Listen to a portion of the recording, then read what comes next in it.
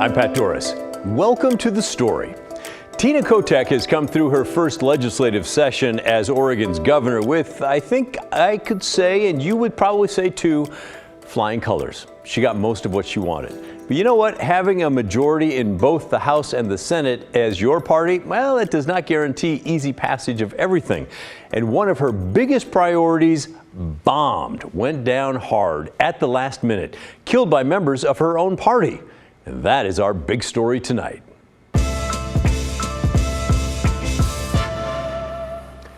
The bill killed involved housing. Now, when it comes to the housing crisis here, one solution is clear. We do need more places where people can live. So, okay, that's not so hard. Just build more, right? Simple. It turns out not so much. There's a lot to think about when you're adding housing to cities. It's not just a matter of the buildings themselves. It's the roads and sidewalks and electricity and all of the other infrastructure that goes into a neighborhood. And maybe most important, the land where you can put it all. That's where lawmakers got hung up at the very end of the legislative session last week. They were working on a bill championed by Governor Kotek, part of her big push to add 36,000 housing units a year. It's House Bill 3414. It would have allowed adjustments to local building codes in order to get housing developments built faster. It basically would cut some red tape. It also would set up a new statewide office, a Housing Accountability Production Office. That was aimed at making sure the cities did work with developers to get that housing built. And the bill would allow cities to quickly expand their urban growth boundaries by up to 150 acres.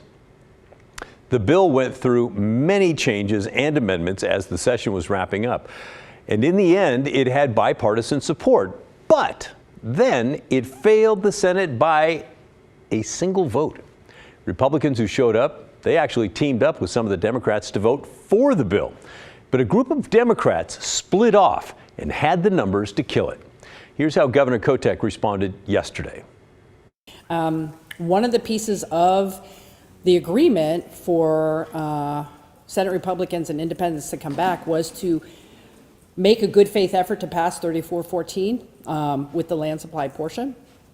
I made a commitment personally to be part of trying to pass it. So I worked in the last 72 hours to talk to members to try to get their votes. And on the day of the floor, I thought we would pass the bill. We didn't. That happens. That doesn't mean we aren't coming back on the topic. So I upheld my side of the bargain, which was to try to get it done. And we need to continue the conversation. Kotek says that in order to address the housing crisis, the status quo is not working. Things need to be done differently. For instance, cities can already apply to expand their urban growth boundary, but it's a real pain. Takes forever. This bill would have made that quicker. We talked to Home Forward, which used to be the Portland Housing Authority. They build housing throughout the Portland area, and they supported the bill. They say local building codes have slowed them down. There's one specific development that we've been working on for 3+ years that ended up, costing significantly more money and taking significantly longer than we anticipated due to the denial of very reasonable adjustment requests to the local jurisdiction's land use requirements. But really the real cost here is that homeless folks and renters at risk of homelessness were denied access to this housing for over 1.5 years in this specific example that would have been avoided if a law like House Bill 3414 had been in place. We were asking for adjustments around things like the size of the windows, right? We wanted to allow larger windows than what was under local code to allow our residents to have more light in their units. We wanted to minimize the number of parking spaces because the size of the units that were being built did not require, the local code's unit to parking space ratio. When you have a studio apartment, you're probably going to not need, multiple cars. So those were the type of adjustments that we were requesting. When they were denied, we have to go through a whole redesign process that involves pretty extensive community engagement and input. And that just adds, cost, process, that all ends up taking a significant amount more time. But leaders from several cities opposed House Bill 3414. They say they're not getting enough support from the state, probably not enough money when it comes to putting that infrastructure into place. One group we talked with is the League of Oregon Cities. That's as an organization, they were officially neutral on the bill, but they represent hundreds of cities across the state, and they say local governments are facing big barriers when it comes to trying to figure out how to add that housing.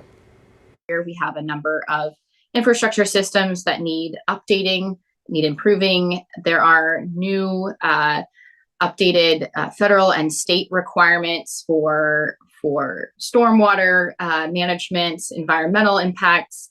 There are new directions and new policies that see support coming down from the state legislature and the executive branch, encouraging more walkable, bikeable communities, more increased investment in transit. All of this is very expensive, and we need increased partnership from the state to make it happen. There are also cities who do lack available land. Not every city is in that position. Not every city has physically room to grow based on their geography. A number of communities are also experiencing site constraints, whether that be floodplains or wetlands mitigation, which can be really costly and kind of slow down development, whether that's the terrain, very steep slopes that make it really costly or difficult to build housing. Our communities on the coast are, having to manage what it looks like to produce additional housing and serve their communities in tsunami inundation zones. So there's a wide range of barriers across the state. Infrastructure and capacity are the top across the board for all cities. So, okay, there is a lot there. The league says state leaders should listen to local government folks when the legislation like this comes back, and some lawmakers have said it will return during next year's short session. We'll certainly keep you posted on that.